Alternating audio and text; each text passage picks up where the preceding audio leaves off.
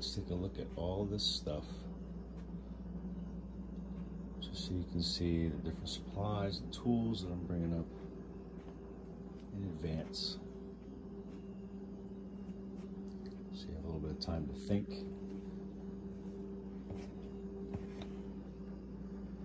So I'm going to go over all these things real quick. Just point out what we got here. All right, so we got a decal as an example, one that you could use. We could make more of these. We have a bunch more vinyl screen up there already.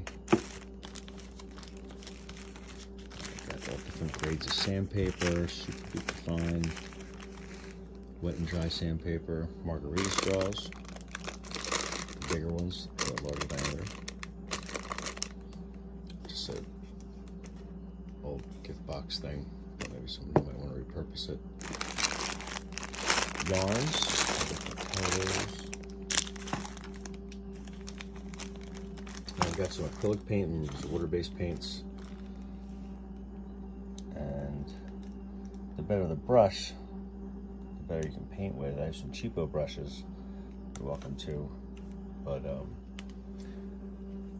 which should be fine for most of the things that you want to do. This is another paint set. I'm not going to open it up now, but these are also acrylics, but there's some brighter colors, and the bottles are larger and more of a variety in there. So we got some watch batteries, fans. Have a couple more packs of AA I'm bringing up.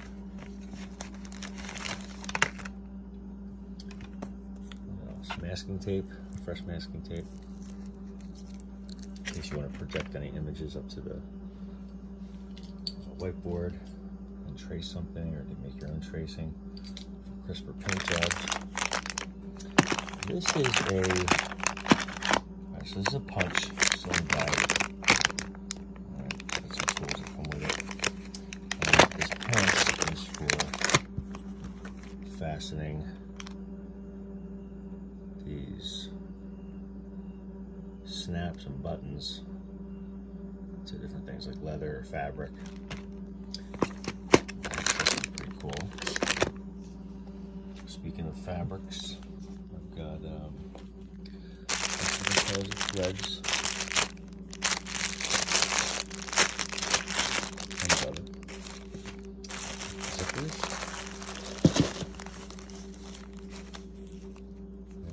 These on, you could sew these on, or you could spray them out, or glue, or something else. What else? This is conductive fabric tape. So the idea should be that you could, instead of using the coated wire, you could run this in something that you want to make flexible, or be more discreet and not have to have the wire sticking out. Clothing or costume, so that would be available. Little clothespins, like the miniature ones. There they are.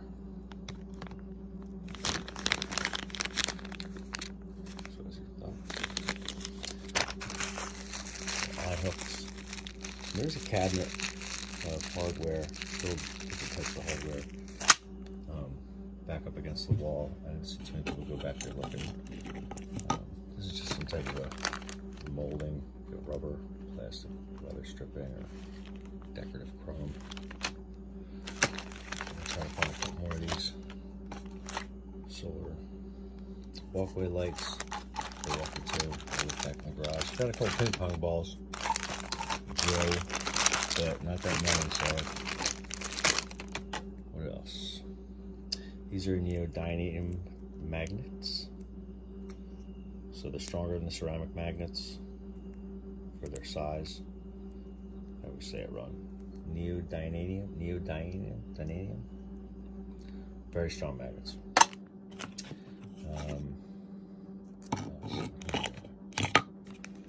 Razor blades. So these are some hole punches. You may have seen these up there before, but I want to get another set. Some different graphics on there. A bunch more of these rabbit cutters for foam core. This is also for foam core.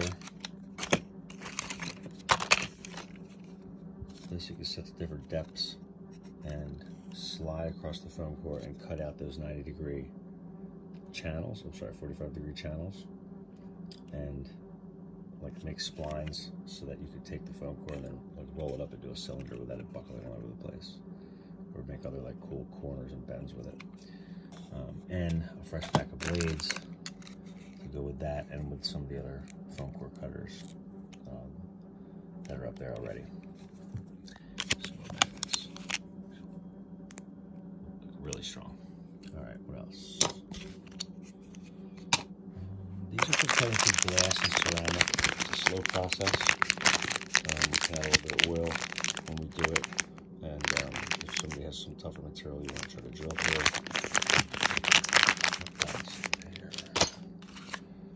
This looks like a pizza cutter, but beware, it's very sharp. This is a titanium blade out here, and you have to pull the trigger after pressing the safety in to release the blade.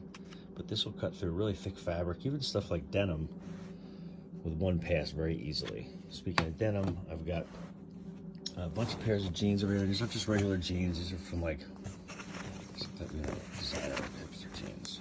Most of them are brand Gustin, but a bunch of them are handmade, and the blue is not like just blue dye. It's actually real indigo, so we can't really wash them, so the indigo comes out real quicker in the warm water. So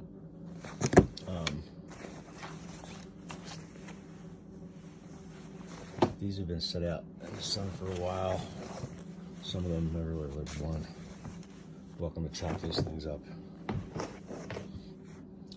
think some of the cotton mills for some of those jeans were in Japan.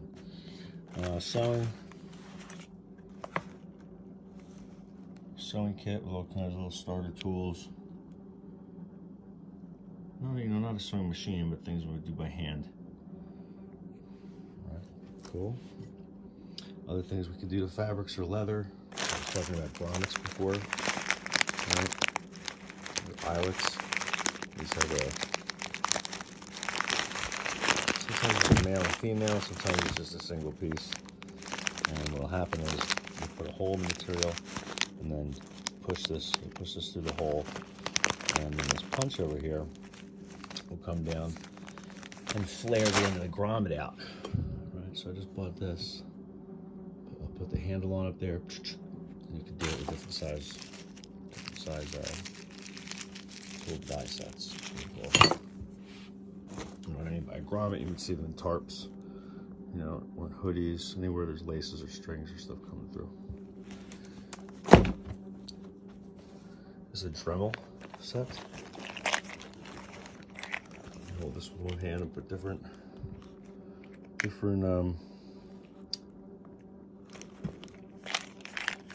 tools in the end for modeling or what have you. It's very versatile. I've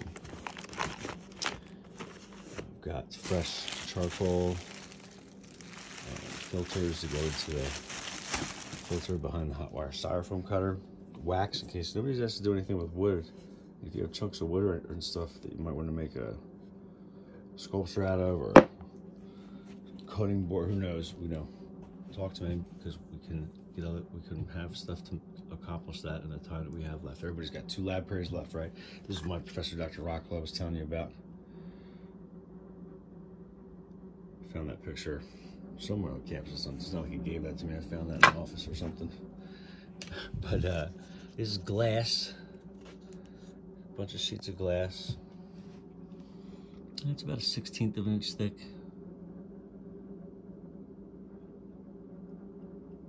And we can cut this to size. Some of you might want to use this. We can't cut it into circles, but we can score straight lines and then whack them with a glass cutter. And if anybody's interested in that, we can set up, I can teach you how to do that in the lab. case somebody asks you to do something, and you give them one of these. Get it? Hey, can you go do this thing for me? Hold on, here you go. You get around to it, you know? All right. Stencils. So I just found these laying around, never used them. They're pretty cool. They made stencils. You could paint over this or spray paint.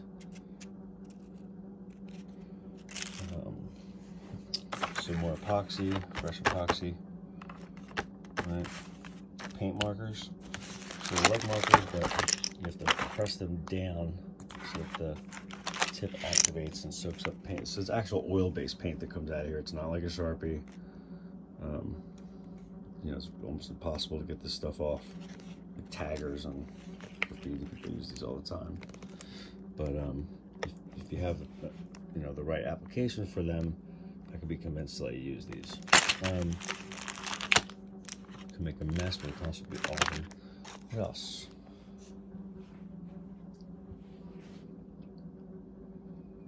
Some acrylic rod here. You know, I don't know what it would do. Might pick up the light a little bit. I don't know how far it would travel out through it.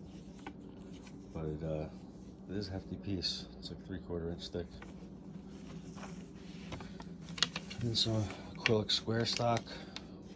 Just has some dirt on it, but it cleaned up. It should be crystal clear. This one looks like it's been sanded already so that it would pick up light that was going through it.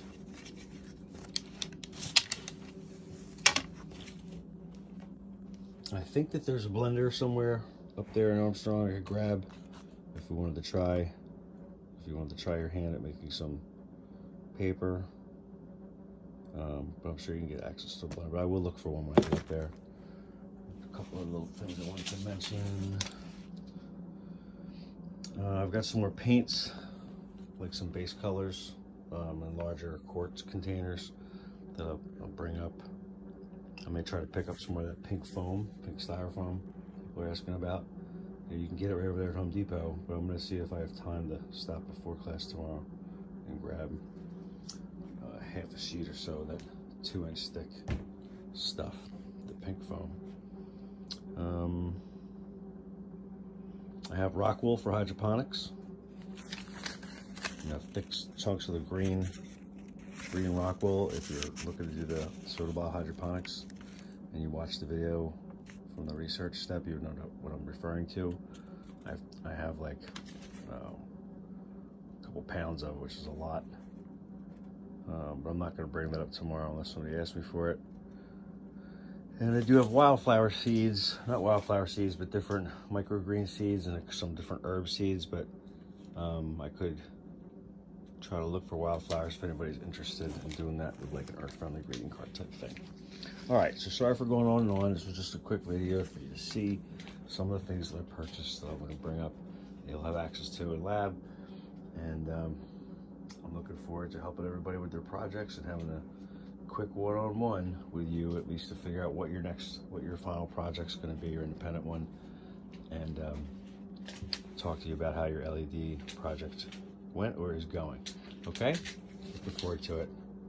Take care, everybody. Bye.